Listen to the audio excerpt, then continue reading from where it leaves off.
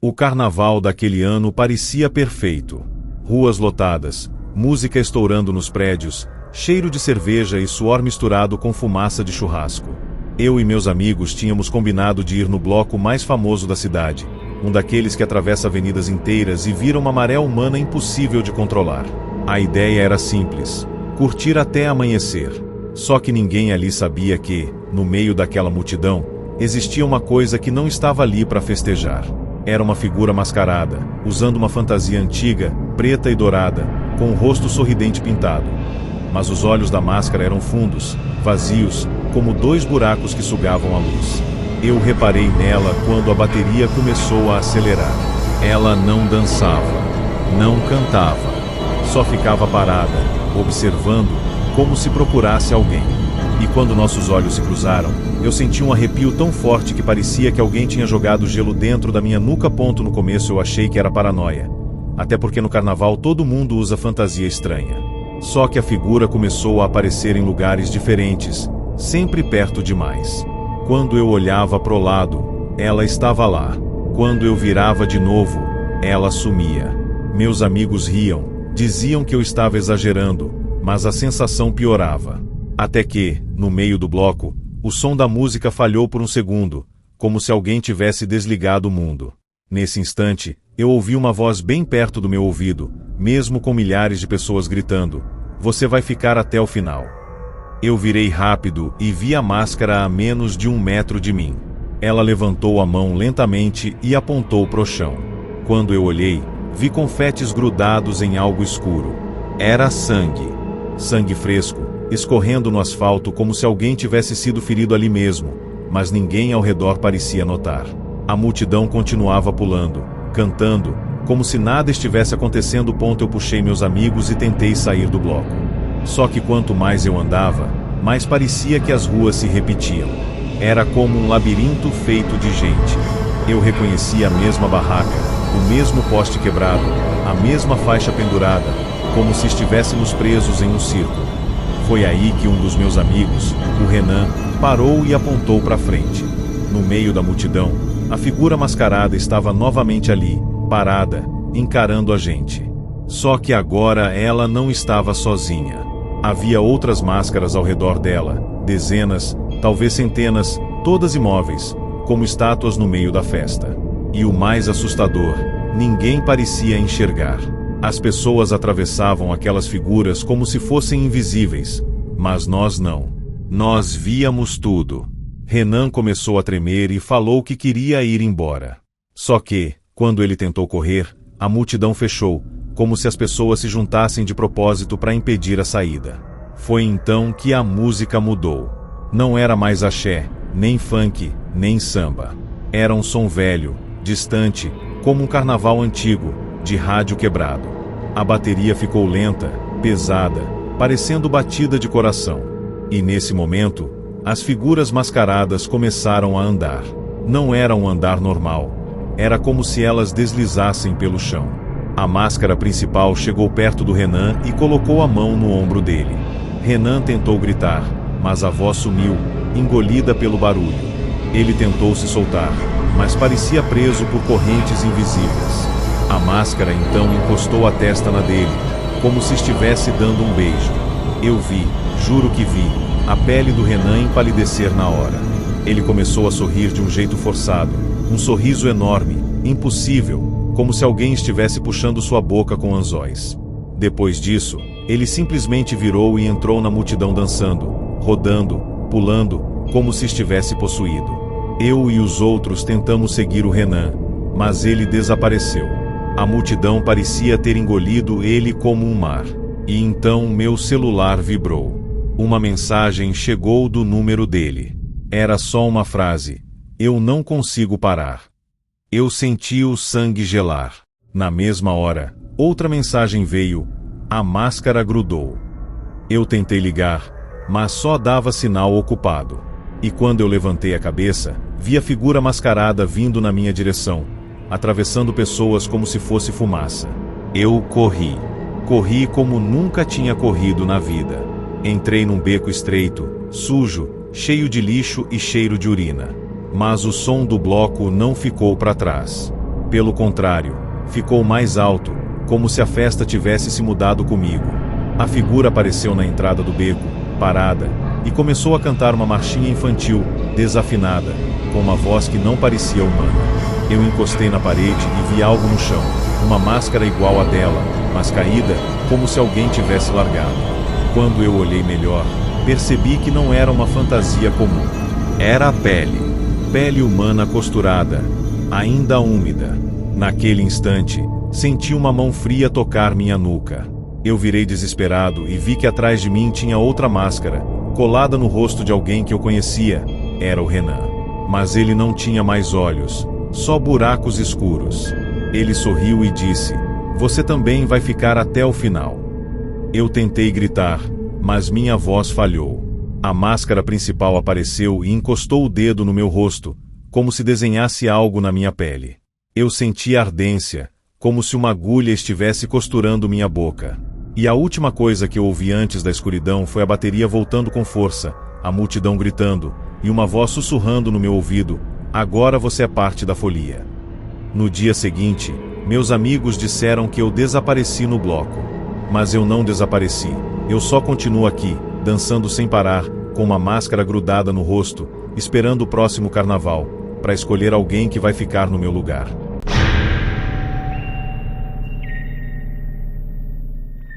Eu sempre ouvi dizer que carnaval é terra sem lei. Mas só depois daquela noite eu entendi o verdadeiro significado disso. Eu estava em Recife, perto do Marco Zero, onde a cidade vira um oceano de gente e música. O chão tremia com as caixas de som, e o ar tinha aquele cheiro de chuva misturado com suor e cerveja. Eu tinha ido sozinho, porque queria curtir livre, sem depender de ninguém. Foi aí que eu vi a primeira coisa estranha. Um homem fantasiado de Rei Momo, só que a roupa dele era velha, rasgada, e parecia manchada de terra. O rosto era coberto por uma máscara dourada enorme, com um sorriso exagerado. Só que o sorriso parecia real demais, como se tivesse sido arrancado de alguém. Ele não estava pulando nem dançando. Só caminhava contra a multidão, indo na direção oposta, e as pessoas abriam espaço sem perceber, como se alguma força empurrasse todo mundo. Quando ele passou por mim, eu senti um cheiro de cemitério. Um cheiro de flor murcha e carne úmida. E então, bem baixinho, ele disse: "Você tá sozinho. Então é mais fácil." Eu congelei na hora. Tentei rir e fingir que era brincadeira, mas o corpo não respondeu. A voz dele parecia ter vindo de dentro da minha cabeça. Eu virei para olhar de novo, e o Rei Momo já estava longe, sumindo no meio da multidão como uma sombra. Eu pensei em ir embora, mas o bloco começou a andar e me empurrou junto. Era impossível sair. A massa humana me carregava como correnteza. Em poucos minutos, eu já não sabia onde estava. As ruas pareciam iguais, cheias de bandeirinhas e postes cobertos de propaganda. A música ficou mais alta e mais estranha, como se as letras tivessem mudado. Eu comecei a ouvir um refrão repetitivo no meio da batida: "Fica, fica, fica." Eu olhava para os lados e via pessoas rindo, mas os olhos delas estavam vazios, como se estivessem hipnotizadas. E então eu vi de novo a máscara dourada, agora no alto de um prédio, parado na sacada, me observando como se fosse dono da festa. Eu tentei abrir caminho empurrando as pessoas, mas ninguém reagia. Pareciam bonecos. Foi quando um grupo de foliões passou correndo e gritando, como se estivessem se divertindo, mas algo estava errado. Eles não tinham sombras no chão. Nenhuma. A luz dos postes iluminava todo mundo, menos eles. E no meio daquele grupo, vinha o Rei Momo. Ele estava dançando agora, só que era um movimento torto, quebrado, como se os ossos dele estivessem fora do lugar. Cada passo fazia a fantasia Ranger, como couro velho.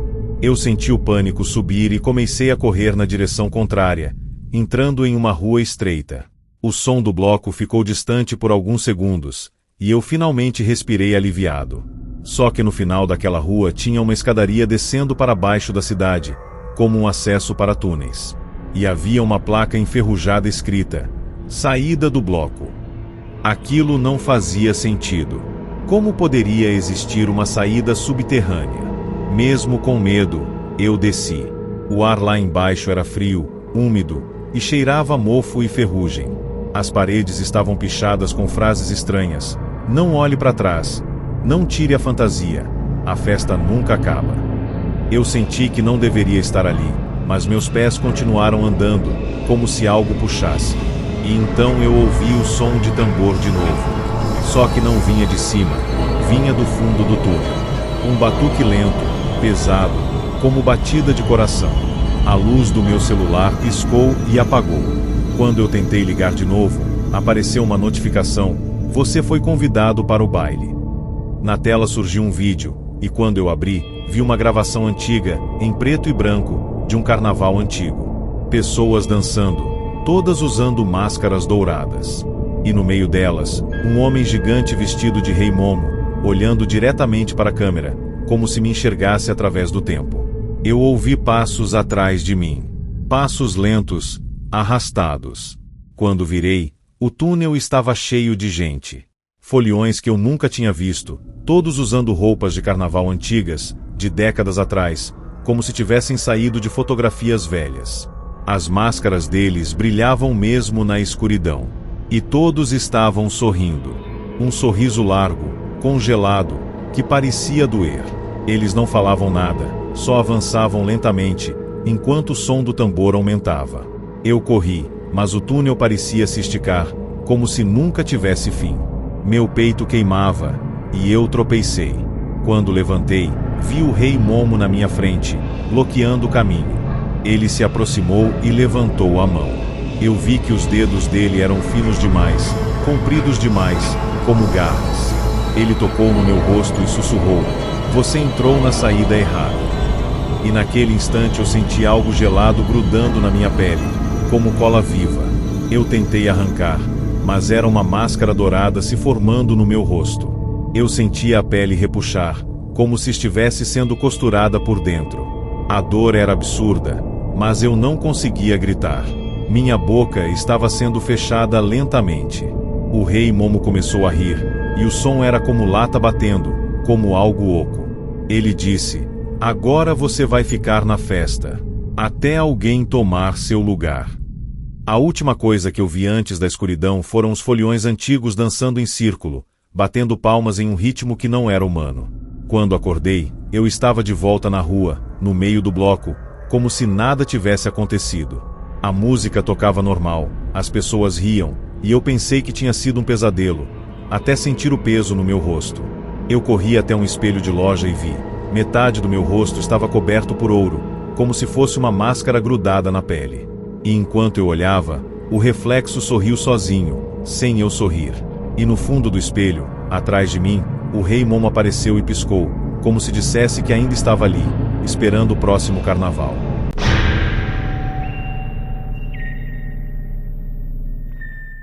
A gente sempre acha que o pior do carnaval é ser roubado, se perder dos amigos ou acordar com ressaca. Só que naquela noite, no Rio de Janeiro, eu descobri que existe uma coisa muito pior: ser notado por alguém que não deveria estar ali. Eu estava em um bloco na Lapa, daqueles que atravessam ruas estreitas, cheias de bares e gente espremida. Era impossível andar direito, o som era ensurdecedor e a energia parecia elétrica. Eu estava fantasiado de palhaço, com maquiagem branca e um sorriso pintado. A fantasia era simples, mas chamava a atenção. E foi exatamente isso que chamou. No meio da multidão eu vi uma mulher vestida de noiva, com véu longo e vestido rasgado. O rosto dela estava coberto por uma máscara branca, lisa, sem boca, sem nariz, só 2 buracos escuros onde deveriam estar os olhos. Ela não dançava. Ela só andava lentamente, segurando um buquê preto, como se procurasse alguém específico. Quando ela passou por mim, o buquê encostou no meu braço e eu senti a pele queimar, como se fosse gelo. E ela sussurrou, com uma voz abafada: finalmente, o noivo chegou. Eu ri nervoso, achando que era alguma brincadeira de mau gosto, mas ninguém ao redor parecia perceber aquela mulher. Era como se ela fosse invisível para todo mundo, menos para mim. Eu tentei me afastar, mas o bloco apertava. A cada passo que eu dava, ela aparecia mais perto, como se atravessasse as pessoas sem dificuldade. E então eu notei algo ainda mais estranho. O chão ao redor dela estava seco, mesmo com cerveja derramada por todo lado. Ela não pisava nas poças. Era como se ela flutuasse alguns centímetros. O som da música começou a falhar. A bateria ficava distante por segundos e voltava mais alta. E nesse intervalo de silêncio, eu ouvia um barulho diferente. Sinos de igreja. Sinos tocando no ritmo do samba. Eu comecei a suar frio. Olhei para os lados procurando meus amigos, mas eles tinham sumido. Eu estava sozinho, cercado por desconhecidos, e a noiva mascarada caminhava atrás de mim, segurando o véu como se fosse uma mortalha. Eu decidi sair do bloco, custasse o que custasse. Empurrei gente, pedi licença, quase briguei, até conseguir chegar perto de uma rua mais vazia. Só que quando virei a esquina, o cenário mudou de um jeito impossível. Não havia mais bares, nem luzes de neon, nem postes modernos. A rua estava escura, iluminada apenas por lampiões antigos. As paredes eram de pedra, como se eu tivesse voltado no tempo. A música do bloco ainda tocava, mas parecia vir de muito longe, abafada. Eu parei sem entender e senti um cheiro forte de vela queimada e flores murchas. Foi aí que vi, no fim da rua, havia uma igreja enorme, antiga, com as portas abertas. E dentro dela, dava para ouvir risadas e música, como se um baile estivesse acontecendo. Antes que eu pudesse pensar em voltar, senti uma mão fria segurar meu pulso. Era a noiva.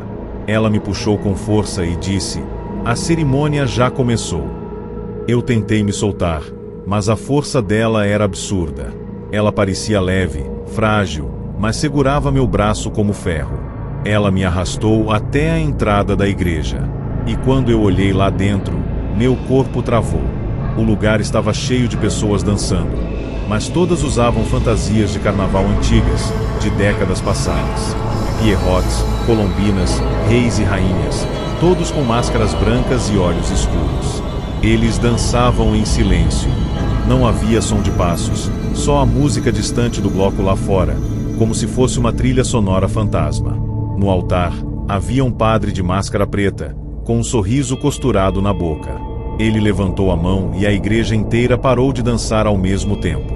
Todos viraram a cabeça para mim, em sincronia. Eu senti como se milhares de olhos vazios me perfurassem. A noiva apertou meu braço e colocou o buquê preto no meu peito. As flores estavam vivas. Elas se mexiam, como dedos finos.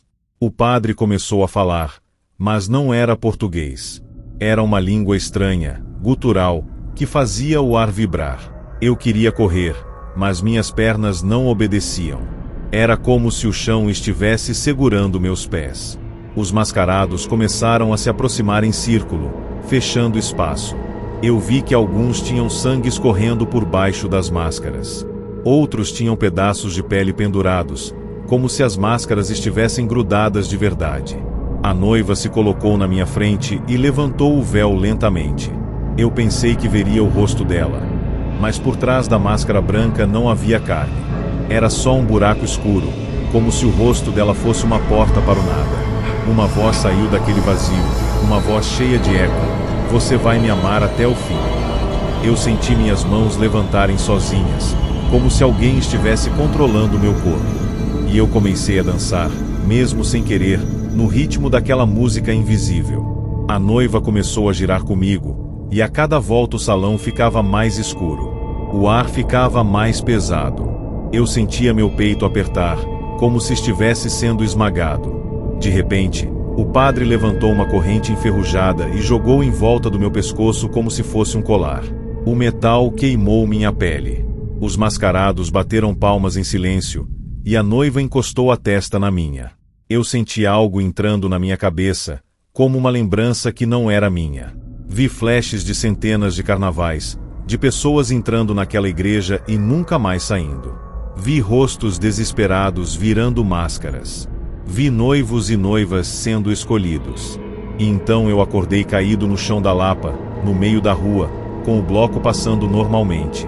Meus amigos estavam do meu lado perguntando se eu tinha desmaiado. Eu tentei falar o que aconteceu, mas a voz não saiu. Quando toquei meu rosto, senti algo liso, frio. Corri até um vidro de carro e vi. Minha maquiagem de palhaço tinha sumido, e no lugar havia uma máscara branca, grudada na minha pele, sem boca, sem nariz. Só 2 buracos escuros. E enquanto eu olhava, vi atrás do meu reflexo a noiva mascarada, parada, segurando o buquê preto, esperando o próximo noivo, porque agora eu fazia parte do baile dela. Dizem que no carnaval todo mundo vira outra pessoa. Mas ninguém avisa que algumas pessoas viram algo que nunca mais consegue voltar ao normal. A história aconteceu em São Paulo, num bloco enorme que passava pela Avenida Paulista, cheio de gente fantasiada, música alta e aquele clima de liberdade total. Eu estava com minha namorada, a Júlia, e 2 amigos, comemorando como se nada pudesse dar errado.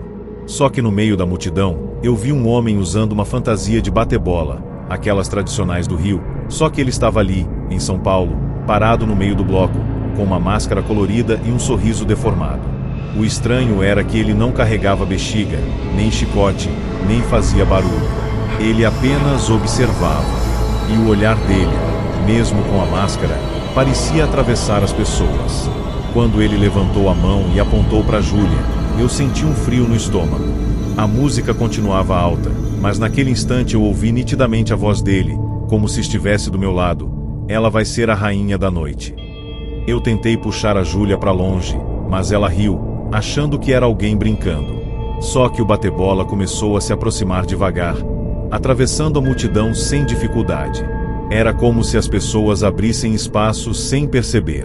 Quando ele chegou perto, eu senti o cheiro de borracha queimada e terra molhada. A fantasia dele parecia encharcada, pesada, como se tivesse saído de um esgoto.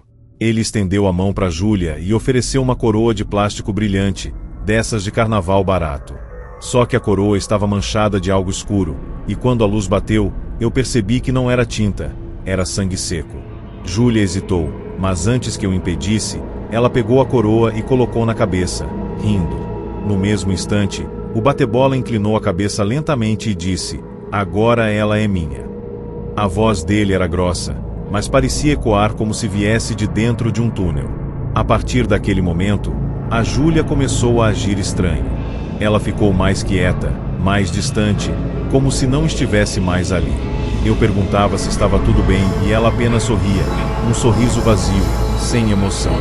Meus amigos disseram que era só a bebida, mas eu sabia que não. A coroa parecia pesada demais, como se estivesse grudada no cabelo dela. E quanto mais a noite avançava, mais a multidão mudava. As pessoas ao redor pareciam iguais, como se fossem cópias. Fantasias repetidas, risadas repetidas, movimentos repetidos. A música também começou a mudar, ficando mais lenta, mais grave, como uma marcha fúnebre disfarçada de festa. E então eu percebi algo que me fez tremer. Eu não via mais policiais, nem ambulantes, nem prédios iluminados. A Paulista parecia vazia e escura, como se a cidade inteira tivesse desaparecido e só restasse aquele bloco infinito. Eu tentei sair dali com a Júlia, mas ela não queria. Ela começou a puxar minha mão para dentro da multidão, como se fosse atraída por algo. Foi quando vi o bate-bola novamente, agora no meio do bloco, girando uma bexiga enorme preta, só que a bexiga não fazia som. Ela parecia feita de couro. Ele batia no chão e as pessoas ao redor riam como se fosse divertido, mas eu vi claramente, onde a bexiga tocava, o chão manchava de sangue. Júlia olhava para aquilo com admiração, como se estivesse encantada. E então o bate-bola levantou a bexiga e apontou para uma rua lateral, escura, quase sem gente. Júlia começou a andar naquela direção sem dizer nada. Eu segui, desesperado, tentando segurá-la. Meus amigos ficaram para trás, gritando, mas a voz deles parecia distante, como se eu estivesse mergulhado em água. A rua lateral parecia um corredor estreito entre prédios velhos. Não tinha música ali, só um silêncio pesado, cortado por um som estranho, passos de muita gente caminhando ao mesmo tempo, vindo de algum lugar abaixo. Júlia parou em frente a uma porta metálica enferrujada, dessas de estacionamento. Ela empurrou a porta e entrou como se já conhecesse o caminho. Eu entrei atrás e vi uma escadaria descendo para um subsolo enorme. Lá embaixo havia luzes vermelhas e bandeirinhas penduradas, como se fosse uma festa secreta. Só que as pessoas ali não eram normais.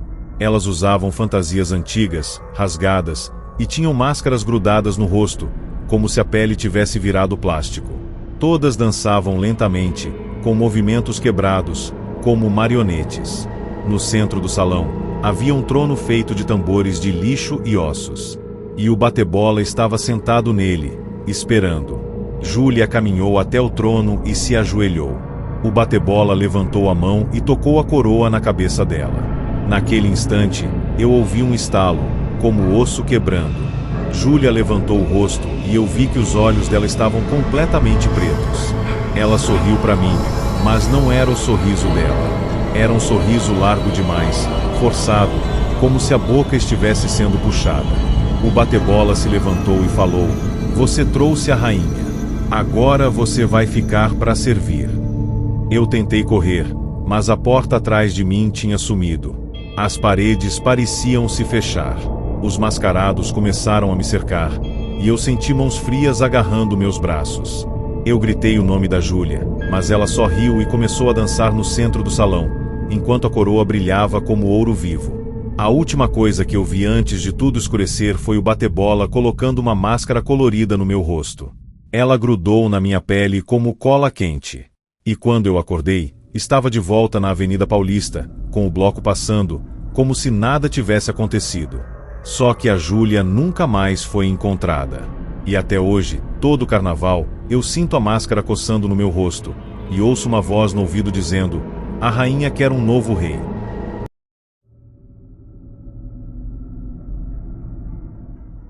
No carnaval, a cidade vira outra coisa. As ruas ficam cheias demais, o som fica alto demais, e as pessoas parecem esquecer que existe amanhã. Foi exatamente por isso que eu aceitei ir com meus amigos para um bloco noturno em Belo Horizonte, daqueles que começam meia-noite e só acabam quando o sol nasce. Eu estava animado, bebendo, rindo, filmando tudo, até que percebi um detalhe estranho. No meio de tanta fantasia colorida, tinha um homem vestido completamente de branco, com uma máscara lisa no rosto, sem expressão, como se fosse um boneco. Ele carregava uma lata velha de tinta e um pincel. No começo, eu achei que era algum artista de rua, mas ele não falava com ninguém. Apenas passava o pincel no ar, como se estivesse pintando algo invisível. E toda vez que ele fazia isso, alguém perto dele parava de dançar por um segundo, como se tivesse sido desligado. Quando nossos olhos se cruzaram, ele inclinou a cabeça lentamente e escreveu com o pincel no próprio ar: "Você já tá marcado." Eu ri, tentando fingir que não tinha visto aquilo, mas meu corpo travou. A sensação era de que aquela frase tinha sido escrita dentro de mim. Eu tentei mostrar para os meus amigos, mas eles não enxergavam o homem. Para eles, era só gente dançando e bebendo. Só eu via. E quanto mais eu observava, mais eu percebia que o pincel dele deixava rastros no ar, como fumaça escura, formando símbolos que sumiam rápido. A música do bloco parecia normal, mas eu comecei a ouvir um som por baixo, como um arranhado de metal, como se alguém estivesse raspando uma lâmina na parede. De repente, uma garota perto de mim caiu no chão, desmaiada. As pessoas riram achando que era bebida, mas eu vi claramente. A máscara branca tinha passado por ela e encostado o pincel na testa dela. No mesmo instante, ela apagou. E quando ela abriu os olhos de novo, estava sorrindo de um jeito estranho, um sorriso vazio, e voltou a dançar como se nada tivesse acontecido. Aquilo não era desmaio. Era controle. Eu comecei a me afastar do bloco, mas era como se as ruas estivessem se fechando. Eu tentava virar em uma esquina e acabava voltando para o mesmo lugar. As barracas eram as mesmas, os prédios eram os mesmos, como se eu estivesse preso em um looping. E o homem da máscara branca continuava aparecendo, sempre mais perto. Ele não corria. Ele não se apressava. Apenas vinha, inevitável. Até que eu senti um toque no meu ombro. Quando virei, era ele. O pincel encostou na minha camisa e deixou uma marca preta que começou a se espalhar como tinta viva. Eu tentei limpar, mas a mancha entrou no tecido, depois entrou na pele, queimando como ácido. Eu gritei, mas ninguém ouviu. O som do bloco parecia ter aumentado só para abafar meu desespero. O homem então apontou para um beco escuro e fez um gesto como se estivesse me convidando. E eu, sem entender como, comecei a andar naquela direção, como se minhas pernas fossem puxadas. O beco era estreito, úmido, e cheirava a lixo e tinta fresca. As paredes estavam cobertas de grafites, mas nenhum era colorido. Tudo era preto e branco, como se a vida tivesse sido drenada dali. No fim do beco havia uma porta de metal com uma placa enferrujada escrita Oficina. Eu tentei voltar, mas quando virei, o beco estava diferente. Mais longo, mais escuro, e o som do carnaval tinha sumido completamente. Só restava o barulho do pincel raspando algo. O homem abriu a porta sem tocar nela. Ela se abriu sozinha, rangendo como se estivesse sendo arrancada. Lá dentro, eu vi um galpão enorme, iluminado por lâmpadas fracas. Havia dezenas de pessoas ali, todas fantasiadas, mas paradas, imóveis, como manequins. E o mais assustador, todas tinham manchas pretas no corpo, como se tivessem sido pintadas. Algumas manchas já cobriam metade do rosto. Outras cobriam o corpo inteiro. E elas ainda respiravam, mas não pareciam vivas. O homem da máscara branca entrou e começou a caminhar entre elas, passando o pincel nos rostos, nos braços, no peito. Cada pincelada fazia a mancha crescer, como se fosse um vírus. Eu tentei fugir, mas a porta atrás de mim fechou com força. O som ecoou como um caixão sendo fechado. O homem então colocou a lata de tinta no chão e apontou para um espelho grande, encostado na parede. Eu olhei e vi meu reflexo, mas ele estava errado.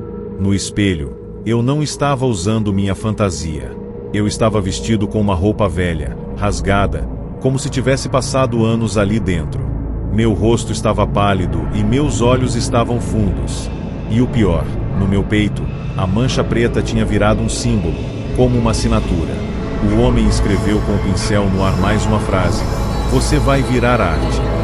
Eu tentei gritar, mas senti minha garganta fechar, como se tinta estivesse entrando por dentro. A mancha começou a subir pelo meu pescoço, e eu senti minha pele endurecendo. Não era como se eu estivesse sendo pintado. Era como se eu estivesse sendo apagado. Minhas mãos ficaram frias, rígidas, e eu não conseguia mais mover os dedos. O homem da máscara branca colocou o pincel na minha testa e fez um traço lento. Naquele instante, eu vi flashes de memória que não eram minhas. Centenas de carnavais, centenas de pessoas marcadas, levadas para aquele galpão, transformadas em estátuas vivas. Ele não matava. Ele preservava. Como se colecionasse pessoas. E então eu entendi o horror real. Aquelas estátuas ainda estavam conscientes, presas dentro do próprio corpo, incapazes de falar, incapazes de morrer. O homem se aproximou do meu ouvido e sussurrou, finalmente com voz humana: "O bloco precisa de mais gente." Quando a tinta chegou nos meus olhos, tudo ficou escuro. Mas eu ainda ouvia. Eu ainda sentia. E lá fora, distante, o som do carnaval continuava, como se nada tivesse acontecido. E agora, toda vez que alguém passa naquele beco durante o carnaval, sente cheiro de tinta fresca, e ouve um pincel riscando a parede, como se alguém estivesse escolhendo a próxima obra de arte.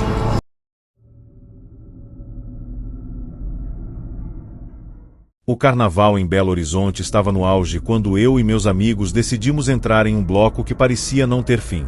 Era gente demais, música demais, tudo girando como se a cidade inteira estivesse possuída pela festa. Foi ali que eu vi algo estranho. Um homem vestido de branco, parado no meio da multidão, usando uma máscara lisa e segurando uma lata de tinta com um pincel velho. Ele não dançava, não bebia, não sorria. Só observava. Quando ele levantou o pincel e fez um movimento no ar, como se estivesse pintando algo invisível, eu senti um arrepio atravessar minha coluna. E então, mesmo com a música estourando, eu ouvi claramente uma frase, como se tivesse sido sussurrada dentro da minha cabeça: "Você já foi escolhido." Eu tentei avisar meus amigos, mas eles não enxergavam aquele homem. Para eles era só mais um folião fantasiado. Só que eu vi o pincel encostar em uma garota perto de mim. Ela caiu no chão como se tivesse desligado. Quando levantou, voltou a dançar sorrindo, mas com um olhar vazio, sem vida. Aquele homem estava marcando pessoas. Eu tentei sair do bloco, mas quanto mais eu andava, mais eu acabava no mesmo lugar, como se as ruas se repetissem. A sensação era de estar preso num labirinto vivo. E no meio daquele caos, a máscara branca apareceu de novo, agora mais perto. Eu senti um toque no meu ombro. Quando virei, o homem estava ali. Ele encostou o pincel na minha camisa e deixou uma mancha preta. A mancha começou a se espalhar, entrando no tecido e queimando minha pele. Eu tentei limpar, mas parecia tinta viva, grudada no meu corpo. Ele apontou para um beco escuro, como se estivesse me convidando. Eu queria correr, mas minhas pernas começaram a andar sozinhas, puxadas por uma força que eu não conseguia controlar. O som do carnaval ficou distante, e o ar ficou frio, como se eu tivesse atravessado uma porta invisível. O beco cheirava a mofo e tinta fresca. As paredes estavam manchadas de preto, como se alguém tivesse apagado as cores dali. No fim, havia uma porta de metal enferrujada. Ela se abriu sozinha, rangendo, e eu entrei em um galpão escuro. Lá dentro, havia várias pessoas paradas, imóveis, usando fantasias de carnaval. Pareciam bonecos. Todas tinham manchas pretas no corpo, algumas já cobrindo o rosto inteiro. O homem da máscara branca caminhava entre elas com calma, passando o pincel como se estivesse finalizando uma pintura. E eu entendi na hora. Aquelas pessoas não estavam mortas, estavam presas. Ele me levou até um espelho grande encostado na parede. Quando olhei, vi meu reflexo diferente.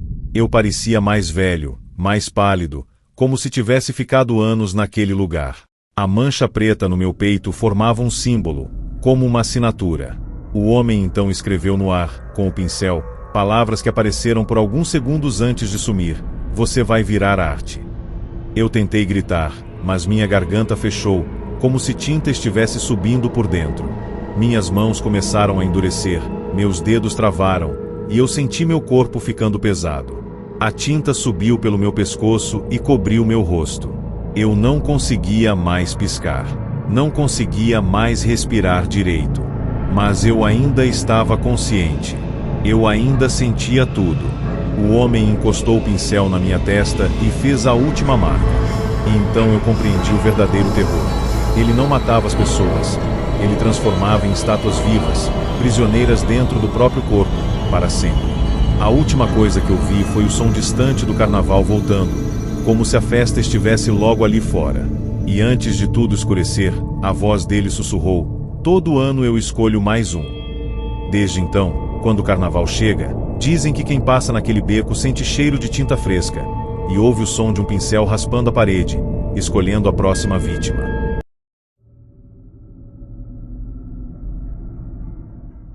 Todo mundo fala que carnaval é liberdade. Mas ninguém fala que existem ruas que, nessa época, viram armadilhas. A história aconteceu em Olinda, onde as ladeiras ficam lotadas e os bonecos gigantes parecem vigiar a cidade inteira. Eu fui com um grupo de amigos, empolgado para ver o desfile e tirar foto com os bonecos, porque aquilo sempre pareceu divertido. Só que naquela noite, um boneco em especial chamou minha atenção. Ele era maior que todos os outros, tinha cabeça enorme, e o rosto parecia mais real do que deveria. Era um sorriso largo demais, olhos arregalados demais, como se tivesse sido feito para assustar e não para divertir. Enquanto os outros bonecos eram carregados por pessoas, aquele parecia andar sozinho. Eu vi claramente os pés dele tocando o chão, fazendo barulho de madeira batendo na pedra. E quando ele passou por mim, eu ouvi um som abafado vindo de dentro dele, como se alguém estivesse chorando lá dentro, pedindo ajuda. Eu tentei falar para os meus amigos, mas eles estavam bêbados, rindo, pulando atrás de um bloco de frevo. Só eu percebia o detalhe.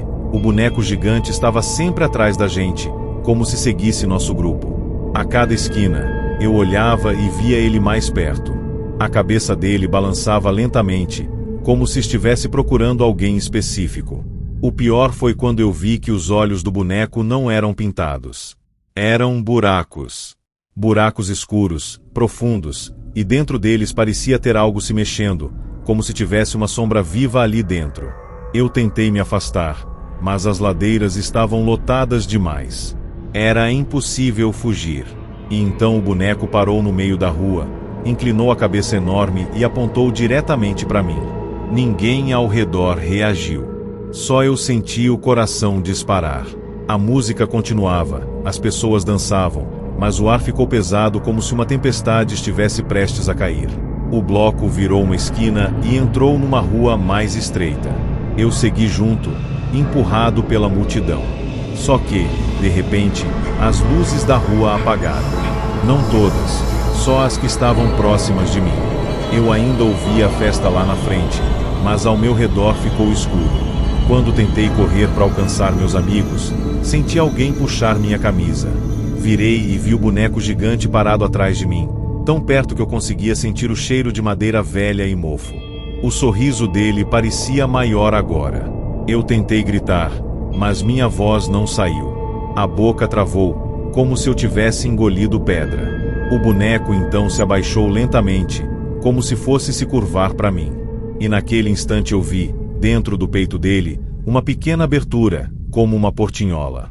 E lá dentro havia um rosto humano, pálido, suado, olhando para mim com olhos desesperados. O rosto dentro do boneco mexeu os lábios como se tentasse falar, mas nenhum som saiu. Só que eu entendi a mensagem sem precisar ouvir: corre. Antes que eu pudesse reagir, a portinhola fechou sozinha com um estalo. O boneco ergueu o braço enorme e tocou minha testa com um dedo de madeira. No momento do toque, eu senti um choque gelado, como se minha cabeça tivesse sido mergulhada em água congelada. Minha visão ficou turva e, por alguns segundos, eu não estava mais na rua. Eu estava dentro do boneco. Eu vi por dentro, como se meus olhos estivessem no lugar dos olhos dele. Vi a multidão lá fora como sombras distantes, e senti o peso do corpo de madeira em volta de mim. E então ouvi várias vozes sussurrando, todas juntas, como se dezenas de pessoas estivessem presas ali dentro, chorando e implorando. O boneco não era só um boneco, era uma prisão. Quando voltei a mim, eu estava ajoelhado no chão. O boneco estava me encarando, e os olhos vazios pareciam mais fundos, como se quisessem me engolir. Ele deu um passo para frente e eu ouvi um rangido forte, como ossos quebrando. Foi aí que percebi que não era madeira rangendo. Era gente. Gente presa dentro dele, sendo apertada, esmagada, encaixada como peças. Eu me levantei e corri, empurrando as pessoas, gritando o nome dos meus amigos. Mas ninguém respondia. A música do frevo tinha mudado. Agora era lenta, abafada, como se estivesse tocando dentro de um caixão. As ruas pareciam se repetir. Eu subia a ladeira, descia a ladeira, e sempre voltava para o mesmo lugar. E em cada esquina, o boneco gigante aparecia, sempre mais perto, sempre sorrindo. Até que eu percebi que meus pés estavam mais pesados, como se eu estivesse carregando um corpo nas costas. Eu parei em frente a uma vitrine de loja e olhei meu reflexo. Meu sangue congelou. Meu rosto estava ficando pálido, rígido, e minha pele tinha marcas marrons, como se estivesse virando madeira. Minha boca estava rachando, como se fosse se transformar em um sorriso fixo. Eu tentei puxar a pele, mas doía como se estivesse arrancando lascas. Atrás de mim, no reflexo, o boneco gigante apareceu, tão perto que parecia colado em mim. Ele colocou a mão enorme no meu ombro e eu senti o peso de centenas de vozes dentro dele, sussurrando ao mesmo tempo: agora é sua vez. Eu tentei correr, mas minhas pernas travaram. O chão parecia cola. A última coisa que vi foi a portinhola no peito do boneco se abrindo, revelando um espaço escuro, apertado, cheio de rostos humanos chorando. E quando senti meu corpo sendo puxado para dentro, eu entendi o verdadeiro segredo de Olinda. Alguns bonecos não são carregados por pessoas, eles são feitos de pessoas. E agora, todo carnaval, eu caminho pelas ladeiras, sorrindo sem querer, esperando encontrar alguém que me veja, porque quem vê, vira parte do desfile.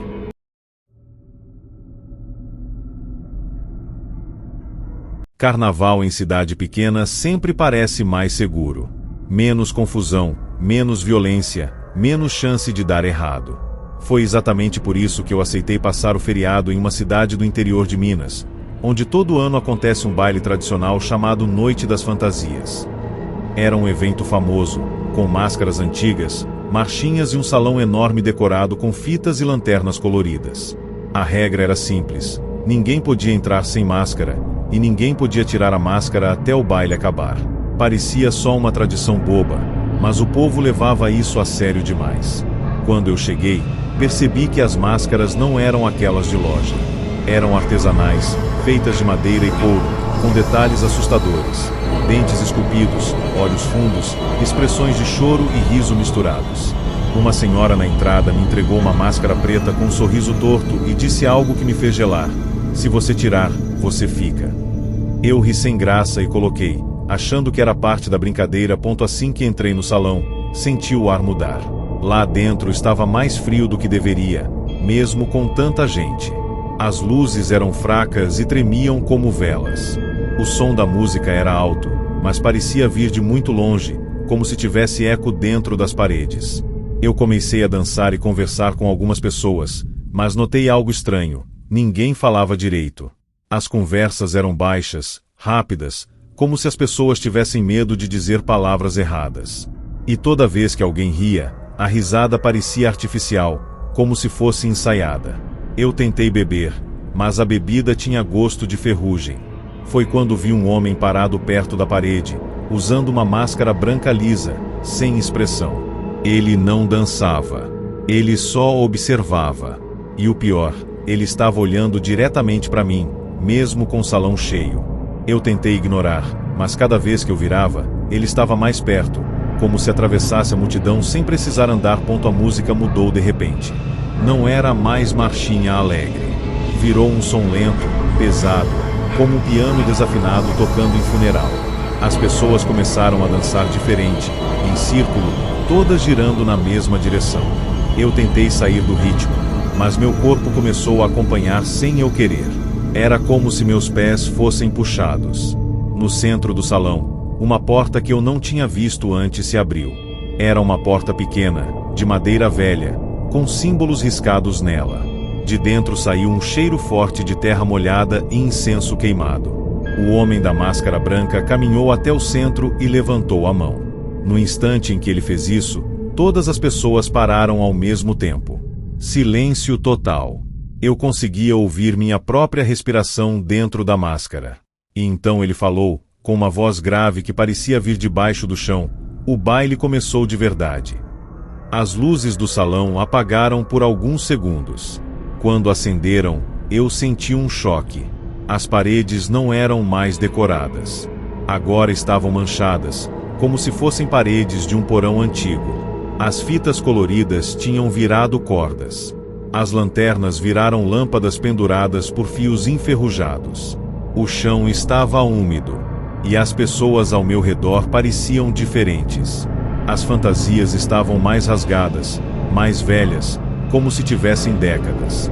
Algumas máscaras estavam grudadas no rosto, e eu via sangue seco nas bordas. Eu tentei puxar minha máscara para respirar melhor, mas ela não se mexeu.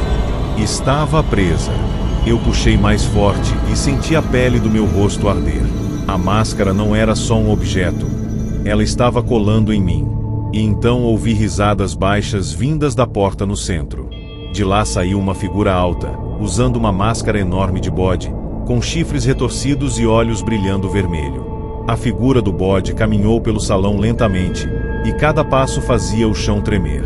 As pessoas começaram a dançar novamente, mas agora era uma dança estranha, quebrada, como se os corpos estivessem sendo controlados por fios invisíveis. Eu tentei correr até a saída, mas a porta por onde eu tinha entrado não existia mais. No lugar havia uma parede lisa, como se nunca tivesse existido saída. Meu coração disparou. Eu empurrei uma mulher perto de mim pedindo ajuda, mas quando ela virou, eu vi que ela não tinha olhos por trás da máscara. Era só escuridão. Ela segurou meu braço e sussurrou: "Não resiste. Quanto mais você resiste, mais dói." Eu tentei soltar, mas ela era forte demais. A figura do bode parou na minha frente e inclinou a cabeça, como se estivesse me analisando. Então ela falou: "Você é novo. Ainda tem cara de gente." Ele levantou a mão e tocou minha máscara. No instante do toque, eu senti como se agulhas atravessassem minha pele. Eu gritei, mas o som ficou abafado. A máscara começou a apertar, moldando meu rosto por dentro. Eu senti minha boca sendo puxada, como se estivesse sendo costurada em um sorriso torto. A figura do bode riu, e o salão inteiro respondeu com risadas iguais, como um coro de condenados. Eu comecei a ver flashes na minha cabeça. Pessoas entrando naquele baile em outros carnavais, tirando a máscara antes do fim, sendo puxadas para a porta central e nunca mais voltando. Eu entendi a verdade tarde demais. Aquele baile não era tradição. Era a armadilha. Era um ritual para alimentar algo que vivia ali, algo que precisava de rostos novos para continuar existindo. Quando a música voltou ao normal e as luzes ficaram coloridas novamente, eu estava dançando no meio do salão como todos os outros. Eu já não lembrava meu nome direito. Só sabia que precisava sorrir e continuar girando. E na entrada do baile, uma senhora entregava máscaras para os novos visitantes, enquanto eu observava em silêncio, esperando alguém cometer o mesmo erro que eu.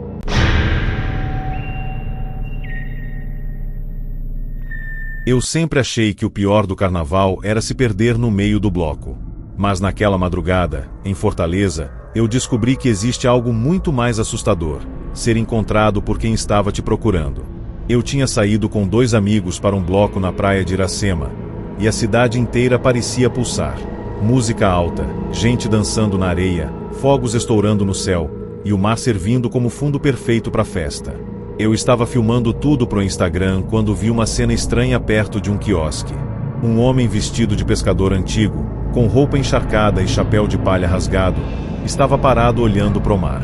A fantasia parecia real demais. O detalhe que me fez gelar foi que ele segurava uma rede, e dentro da rede havia máscaras de carnaval. Máscaras quebradas, manchadas, como se tivessem sido arrancadas do rosto de alguém. Ele não estava vendendo nem mostrando. Ele apenas segurava como se fosse parte do corpo dele. Quando eu passei perto, ele virou devagar e disse, com uma voz molhada, como se tivesse água na garganta: "Hoje eu pesquei mais um." Eu tentei ignorar, mas meus olhos não conseguiam parar de olhar. O homem puxou a rede e eu vi uma máscara específica, vermelha, com detalhes dourados. Era idêntica à máscara que eu estava usando na minha fantasia. Aquilo não fazia sentido. Eu senti um arrepio e perguntei de onde ele tinha tirado aquilo. Ele não respondeu. Apenas apontou pro mar. No instante em que ele apontou, eu ouvi um barulho vindo da água, como se algo enorme tivesse respirado perto da costa.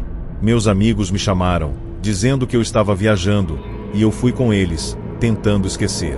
Só que conforme a noite avançava, eu percebia o pescador em vários lugares. Sempre perto. Sempre segurando a rede. Sempre olhando para mim. E a cada vez que eu via, a rede parecia mais cheia. Como se ele estivesse coletando algo. E o som do mar começou a mudar. As ondas pareciam bater no ritmo da música, como se o oceano estivesse dançando junto com o bloco. Em certo momento, eu me afastei um pouco para respirar, porque o calor estava absurdo. Foi quando meu celular vibrou e apareceu uma notificação estranha, como se fosse um aviso de emergência: "Não entre na água." Eu achei que era alguma brincadeira, mas a mensagem não tinha remetente. Era como se tivesse vindo do próprio aparelho. Eu mostrei para os meus amigos e eles disseram que eu devia ter clicado em algum link. Só que logo depois, várias pessoas começaram a correr em direção ao mar, rindo e gritando que ia ser banho da sorte, tradição de carnaval. Todo mundo entrou na água de roupa mesmo, e a festa continuou na areia. Eu tentei impedir meus amigos, mas eles correram junto. Eu fiquei sozinho, olhando, e vi o pescador parado na beira, imóvel. Ele levantou a rede e começou a cantar uma música baixa, como um canto de trabalho antigo. E nesse instante, a água começou a ficar escura, como se tinta preta estivesse se espalhando no mar. A multidão não percebeu. As pessoas continuavam pulando nas ondas, rindo, se empurrando. Mas eu percebi que algumas estavam sumindo. Uma pessoa mergulhava e não voltava. Outra gritava e era puxada para baixo como se algo segurasse os pés. E ninguém parecia ligar, como se os gritos fossem parte da diversão. Eu corri até a beira tentando achar meus amigos, e vi um deles, o Lucas, acenando para mim no meio da água. Ele gritava meu nome, mas a voz dele parecia distante, abafada, como se ele estivesse falando debaixo d'água. De repente, uma mão branca surgiu atrás dele. Uma mão enorme, inchada, com unhas longas, e puxou Lucas para trás. Ele desapareceu em um segundo, como se tivesse sido engolido. Eu gritei, entrei na água até o joelho e tentei ir atrás, mas senti algo gelado encostar no meu tornozelo. Algo vivo. Algo apertando. Eu puxei a perna desesperado e consegui sair da água, caindo na areia. Quando levantei, vi que minha pele estava marcada, como se dedos tivessem deixado manchas roxas. O pescador estava do meu lado agora, sem eu perceber como ele tinha chegado tão rápido. Ele olhou para mim e disse: "Eles sempre voltam, mas não voltam iguais." Eu comecei a chorar de raiva e medo, perguntando onde estava o Lucas. O pescador apenas apontou para o mar novamente. Foi quando eu vi. Várias cabeças começaram a surgir na água, alinhadas, como se fosse um coral de gente. Mas elas não estavam vivas. Eram pessoas com máscaras grudadas no rosto, todas olhando fixamente para a praia. E no meio delas estava o Lucas. Eu o reconheci pela tatuagem no braço. Ele estava com uma máscara azul colada na cara, e os olhos dele eram apenas buracos escuros. Ele levantou a mão e fez um gesto lento, como se me chamasse para entrar. Eu comecei a recuar, mas a multidão atrás de mim continuava dançando, sem perceber nada. Era como se eu estivesse sozinho naquele horror. O pescador então abriu a rede e eu vi que dentro não eram apenas máscaras. Eram rostos. Rostos humanos arrancados, ainda com pedaços de pele e cabelo. Meu estômago virou. O pescador sorriu e falou: "Carnaval é colheita. E o mar sempre quer mais." Ele jogou a rede no chão e as máscaras dentro dela se mexeram, como se estivessem vivas, tentando rastejar. Eu corri pela praia, mas o som do mar me perseguia, como se ondas batessem dentro da minha cabeça. Quando consegui chegar em casa, tranquei a porta e tentei respirar. Mas meu celular vibrou de novo. Uma mensagem do número do Lucas apareceu na tela: "Vem pra água. Tá quentinho." Eu joguei o celular longe, mas a mensagem continuou aparecendo na televisão desligada, no reflexo do vidro, na tela preta do micro-ondas. E naquela noite, enquanto eu tentava dormir, ouvi batidas molhadas na janela. E quando olhei, vi pegadas encharcadas entrando pelo chão, como se alguém tivesse saído do mar e estivesse vindo me buscar.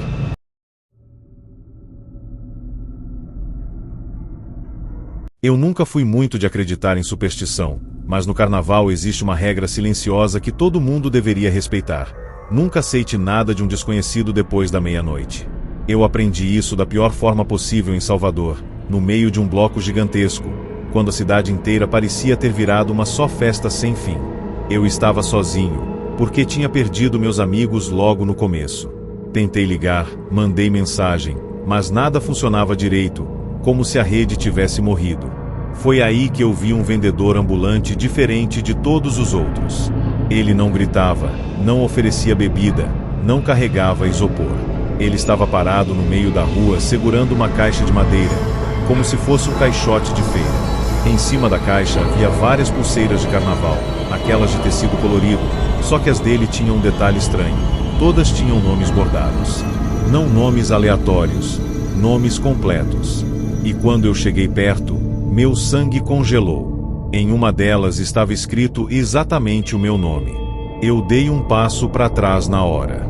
O homem levantou a cabeça lentamente e eu vi que ele usava uma máscara de papel, simples, como se fosse feita de jornal, mas o sorriso desenhado nela parecia torto e vivo. Ele estendeu a pulseira com meu nome e falou calmamente: "Você deixou cair." Eu disse que nunca tinha visto aquilo, mas ele insistiu, e o jeito que ele falava não parecia humano. Era como se cada palavra fosse arranhada, como unha em parede. Eu tentei ir embora, mas a multidão me empurrou de volta para frente. A rua estava lotada, e o homem não saía do meu caminho. Ele colocou a pulseira na minha mão e apertou meus dedos, como se me obrigasse a segurar. Na mesma hora, a pulseira se fechou sozinha no meu pulso, apertando como algema. Eu tentei arrancar, mas o tecido parecia ter virado couro. O vendedor riu baixinho e disse: "Pronto, agora você tá na lista." Depois disso, A festa começou a ficar estranha. As pessoas ao meu redor pareciam repetir as mesmas frases, os mesmos gritos, como se estivessem em um loop. Eu ouvi alguém dizendo inteligência artificial, que delícia, e segundos depois outra pessoa dizia igual, com o mesmo tom. Eu olhava e os rostos eram diferentes, mas as expressões eram idênticas. O som do trio elétrico parecia mais distante, como se estivesse vindo debaixo da terra. Eu olhei para o meu pulso e vi que a pulseira tinha mudado. Agora não estava mais só meu nome. Havia um número bordado, como se eu fosse uma senha, 0007. Meu corpo gelou. Eu comecei a andar tentando sair do bloco, mas as ruas pareciam se fechar.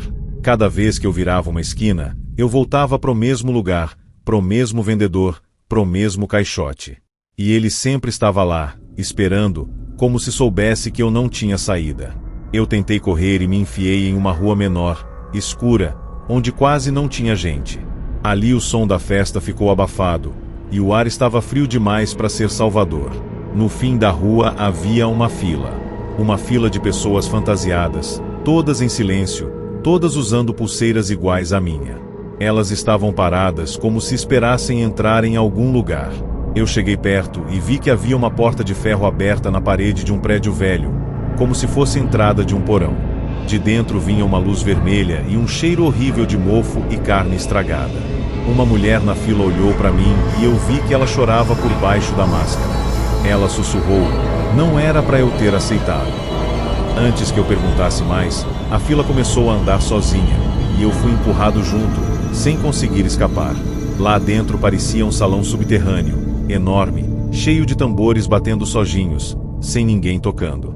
O som era hipnótico, fazia meu peito vibrar. As paredes estavam cobertas de pulseiras penduradas, milhares delas, como se fossem troféus. Algumas tinham nomes apagados, outras tinham nomes novos sendo escritos sozinhos, como se a própria parede estivesse bordando. No centro do salão havia um palco improvisado, e nele estava o vendedor ambulante, agora sem a caixa. Ele levantou os braços e falou, bem-vindos ao carnaval verdadeiro. As pessoas ao meu redor começaram a dançar, mas não era a dança de alegria. Era a dança de desespero. Algumas tentavam parar e não conseguiam. Outras choravam enquanto o corpo se mexia sozinho. Eu tentei arrancar a pulseira e senti a pele do meu pulso rasgar. Era como se ela estivesse costurada em mim. O vendedor desceu do palco e passou por mim, encostando o dedo na minha pulseira.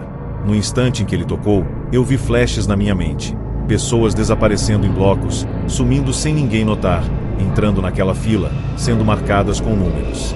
Eu entendi que aquilo era uma seleção, uma colheita. O carnaval era só a cobertura perfeita. Ele se aproximou do meu ouvido e sussurrou, quando seu número for chamado, você não volta. Nesse momento, uma voz ecoou pelo salão, como se viesse dos tambores, senha 0007. Meu corpo travou. As pessoas abriram espaço e me empurraram para o centro. Eu tentei gritar, mas o som morreu. O vendedor sorriu e abriu uma porta pequena atrás do palco. De lá saiu um vento gelado, e eu ouvi gritos distantes, como se viessem de um lugar sem fim. Eu fui puxado para dentro, e a última coisa que vi foi meu nome sendo arrancado da pulseira e bordado em outra nova, como se alguém já estivesse pronto para tomar meu lugar no próximo carnaval.